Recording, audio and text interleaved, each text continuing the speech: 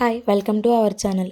ఈరోజు ఏంటని చూస్తున్నారా, మనం హాస్టల్లో పెట్టే ఫుడ్కి వీటికి మన హెల్త్ డిస్టర్బ్ అవుతూ ఉంటుంది కాబట్టి దానికోసం ఇదనమాట. మనం మునగాకు జ్యూస్ నార్మల్గా మిక్సీకి వేసుకొని ఆ జ్యూస్ తీసుకొని తాగుతాం. మనకు హాస్టల్లో ఆ ఫెసిలిటీ ఉండదు కాబట్టి మనం హాట్ వాటర్లో కూడా బాయిల్ చేసుకోవచ్చు.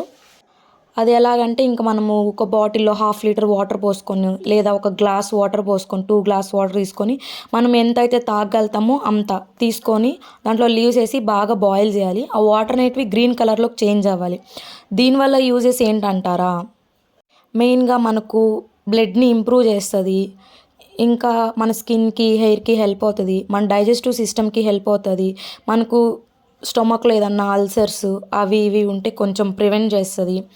ఇంకా చెప్పాలంటే మెయిన్గా పీసీఓఎస్ ఉన్న వాళ్ళకి ఇంకా హెల్ప్ అవుతుంది.